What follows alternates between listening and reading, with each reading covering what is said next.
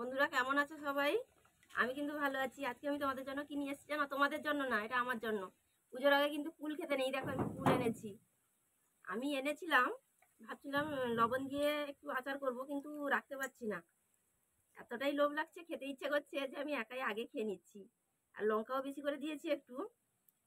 কিন্তু ওরা সরস্বতী পুজোর আগে কিন্তু কুল খাবে না কেউ।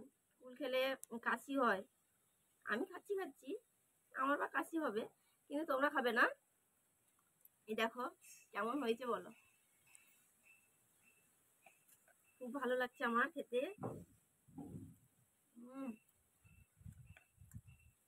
খুব সুন্দর হয়েছে।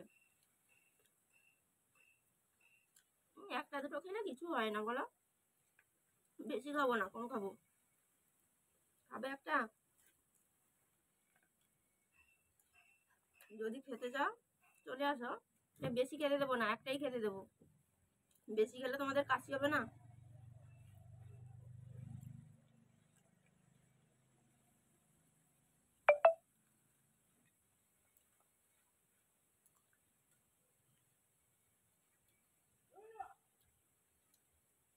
কেমন লাগছে বলো।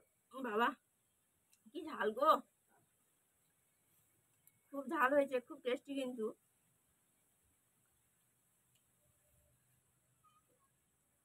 আর যদি খুব খেতে ইচ্ছা করে তাহলে চলে আসতে পারো, একটা দুটো খাওয়া যায় পুজোর আগে।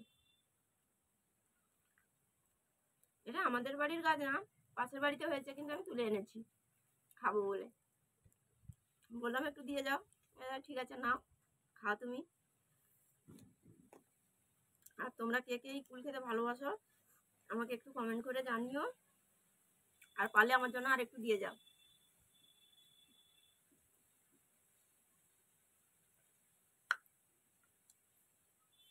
আমার তো এটা খেতে খুব ভালো লাগছে। তোমাদের কেমন লাগে? এই কুল দিয়ে কিন্তু তরকারিও হয়, এটা যে টক হয়, চাটনি হয়।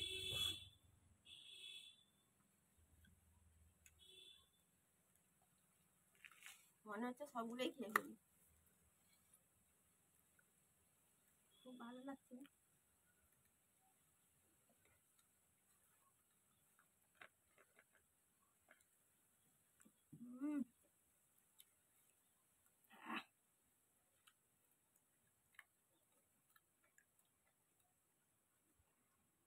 তোমরা কিন্তু কখনো খাবে না পুজোর আগে।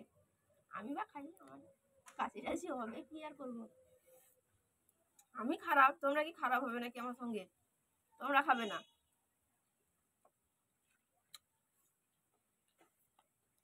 একটা দুটো খেলে কিছু হয় না। একটা দুটো যদি খেতে চাও চলে আসো। আর আজকের এই কুলের এটা কি বলবো, বনভোজন বলবো।